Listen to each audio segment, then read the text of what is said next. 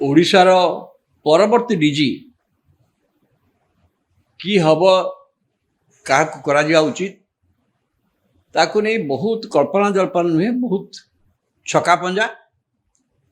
पार corridor रे दौड़ा धपट गला केते मास है चली कारण अगस्ट 16 तारिख चलित मास आसंता सप्ताह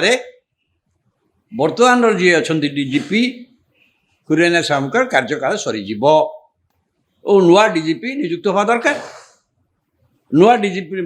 जो प्रक्रिया अच्छी से प्रक्रिया रे जो माने सीनियर थिले तांका ना जीवो यूपीएससी समस्त कैरियर देखिकी दब बाछिके मान 3 जन ना देले ताकतु जन 3 जन का ना पठेइबो राज्य सरकार तांकर जन को देबे। किंतु वर्तमान जहाँ देखा जाउची एथेर बड़ कारण है ओडिशा कैडर रे आईपीएस कैडर रे सुधांशु षडंगी होचंदी सीनियर मोस्ट 1990 बैच रो honest officer, competent officer, knowledgeable officer तांको विरुद्ध रे कोठी किछि अभियोग नाही मध्य बर्तमान अग्निशमा रो अछंती डीजी एवं जातीय स्तर मध्य से खाली राज्य नुह जातीय स्तर मध्य डीजीपी रैंक को सी पाइछंती एवं तांको तळकू जे अछंती 90 बैच रो 93 बैच रो 92 बैच रो जे जेल डीजी अछंती सी भी जन ओडिया ऑफिसर तापर को जे थिले सी होचंती कोचे जी कि जने आईपीएस ऑफिसर बर्तमान इंटेलिजेंस रो डीजी बाहर अछंती तापर को अछंती किए तापर भी नहीं अछंती संजीव पंडा। बर्तमान सरकार कौन कले हठात 2 दिन तले संजीव पंडा को डीजीपी पाइया को डीजीपी रैंक को प्रमोशन देदेला फल समय छकापंच चली से स्पष्ट हो गला कि बोध हुए संजीव पंडा ही परवर्ती डीजीपी हेबे कारण गत थर जो डीजीपी होते खुरानिया होते आप जानते खुरानिया बाहर आसिले बहुत दिन धरी ओडिशा नथिले केंद्र सरकार अधीन थे डेपुटेशन थे बहु वर्ष धरी ओडिशा तार संपर्क नथिला किंतु डीजीपी करागला सी जने ओडिया अण ओडिया ऑफिसर ओडिया अस्मितार आसीथिबा बीजेपी सरकार मुख्य शासन सचिव मनोज आहूजन कले तापर पुणी अनु गरुण करिसेंती समस्त अण ओडिया डेवलपमेंट कमिशन अण ओडिया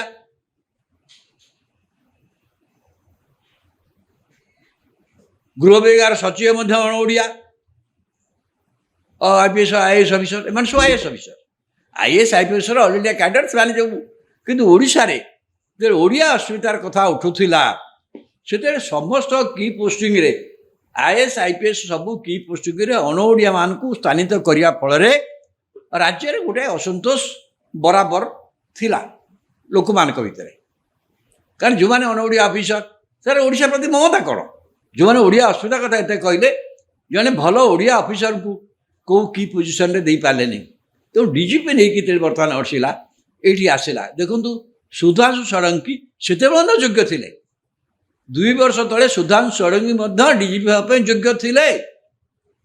इग्नोर कराई खुरानिया को नागला एक बैच किंतु बर्तमान एबे जो सिलेक्शन होची से तो से बहुत सीनियर मोस्ट कौन से अभियोग नाम विरुद्ध ना पुणी द्वितीय थर पर इग्नोर करा करके संजीव पंडा कहीं संजीव पंडा ना कहीं आसला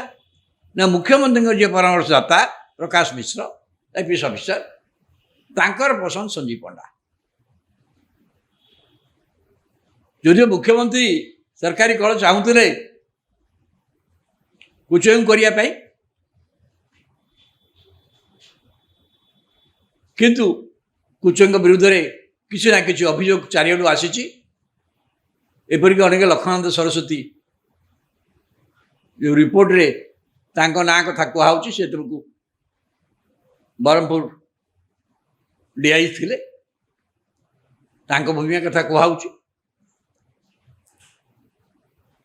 से ठीक भाव एवं रिपोर्ट में से विषय अच्छी पुलिस प्रशासन ठीक भाव काम करना जो तो रिपोर्ट तो बाहरी नहीं किंतु एक कथा अच्छी कहुच्छी तेणु तांको करने बर्तमान अवस्था सहज हेबनी सी ओडिया जी अच्छा जेल डीजी सी ओडिया ऑफिसर ताकर मत भल दक्षता अच्छी कि विरुद्ध में गोटे सुजित कुमार गोटे पिटिशन देदेले चौद्वार जेल जो मैंने गले से भी हाथ अच्छी ये गोटे विवाद करागला जानी शुणी सुजित कुमार किए से राजस्व तो सही पाती बीजेपी सी भी ओडिया लोक नुहति इन दि सेन्स ओडिशा कहले ओडिया कहले आम जा बुझे तेणु सुधांशु षडंगी को समस्त योग्यता भितर सी हवा निहाती आवश्यक हवा उचित ओडिशा संपर्क देश संपर्क विदेश संपर्क जन ज्ञान थिबा ऑफिसर जोठी जिते जो पोस्टिंग रही दक्षतार सहित कार्य कर संजीव पंडा विषय एवं कहुच्छी सी आंटी नक्सल ऑपरेशन हेड थिले एवं आंटी नक्सल ऑपरेशन हेड भाव जो माओवादी 2026 मार्च सुधा नक्सल मुक्त पेगा अमित शाह जो लक्ष्य रखते केंद्र स्वराष्ट्र मंत्री ताकू ओडिशा से हासिल कर बड़ दक्षता बोली कहुच्छी क्यों देखा जाए जब मोटामोटी भाव में आहरी बहुत कथा अच्छी विषय पत्नी भी आईपीएस ऑफिसर कथा हूँ कौ कारण कौ जुक्ति रे सुधांशु षडंगी को डीजीपी हबार वंचित करा जाउची निजे प्रकाश मिश्र जो डीजीपी हवा चाहूले से विरुद्ध में केमती बाहर होता चलते से जानते सीबीआई को जी विरुद्ध केमती केस होता से भी जानते जे क्षमतार था कौन करपारती किंतु सुधांशु षडंगी रेकर्ड एते क्लीन जे सी दीदी थर इग्नोर हवा ओडिया ऑफिसर है ओडिया ऑफिसर दक्ष ऑफिसर है इग्नोर हवा सरकार द्वारा यहाँ अनेक को विस्मय करुच्ची कहीं बीते आउ जन ओडिया ऑफिसर जे कि सीनियरिटी बेसिस रे हवा कथा डीजी जेल दायित्व अच्छा किंतु सुधांशु षडंगी जे कि एक नंबर कहीं हेले ना एथि जो चर्चा आलोचना चली या भर ओडिशा राजनीति कथा आसूची आपण जानतु ओडिशा जो शासन चली बीजेपी 2 वर्ष शासन आपण देखु ओडिशा को प्रतिदिन आप खबर कागज देखुए ओडिशा को अधिका अधिका विनियोगर ये मु दरखास्त होची भी निके मुख्यमंत्री जाइथिले दिल्ली प्राय 60,000 कोटी टंकार एमओ साइन है से फूड प्रोसेसिंग अच्छी किंतु आगुरी ओडिशा रे 12 लाख कोटी टंकार पुंजी निवेश में विभिन्न एमओ है कि जिते गुड़े एमओ ओडिशा रे होउची इतने से कार्यक्षेत्र को जाऊँगी बिकज अधिकांश खनिज भित्तिक शिल्प खनि लीज खनि नीलामी होउची सबू ये सबुठी किसी ना किसी विवाद सृष्टि होउची कार्यकारी अनेक हो पारुनी जमी देवा हो पारुनी विस्थापन समस्या होउची आदिवासी भितर सबु स्थान में असंतोष रोची विद्रोह रोची ए गोटे शासन गोटा मुख्य भूमिका अच्छी शासन जबरदस्ती करी पुंजीपति मान को संतुष्ट करने आम करूँ बोली करें एवं निकट जमी आदानी आसते रायगढ़ आसते एत बड़ बक्साइट खनि नहीं यूनाइटेड अरब एमिरेट गोटे कंपानी सहित मिसिकी ओडिशा सबुठ बड़ ଆଲୁମିନିୟମ କମ୍ପ୍ଲେକ୍ସ କରିବାକୁ ଯାଉଛନ୍ତି, ସିଏ ଆସିଥିଲେ ରାୟଗଡ଼ା। ତାଙ୍କୁ ଭେଟିବାକୁ ସିଏ ଗୋଟେ ପ୍ରାଇଭେଟ୍ ଆଉ ଗୋଟେ ପ୍ରାଇଭେଟ୍ କମ୍ପାନୀର ଜାଗାରେ ଥିଲେ ଇମ୍ଫା,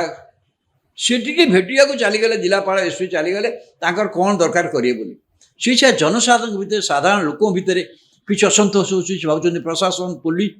ଏଗୁଡ଼ା ସବୁ କମ୍ପାନୀ ସ୍ୱାର୍ଥରେ ଆମ କଥା ବୁଝୁନି। ସେ ରାଜ୍ୟରେ ଜଣେ ପୋଲିସ ଡିଜି ବହୁତ ଗୁରୁତ୍ୱପୂର୍ଣ୍ଣ। ପୋଲିସ ଡିଜି ପାହ୍ୟାରେ ଜଣେ ଓଡ଼ିଆ ଅଫିସର, ଦକ୍ଷ ଅଫିସର ରହିବା ଦରକାର, ଯିଏ ଲୋକମାନଙ୍କ ବିଶ୍ୱାସ ଆଣିପାରିବେ। ଲୋକମାନଙ୍କ ବିଶ୍ୱାସ ଆଣିପାରିଲେ ହିଁ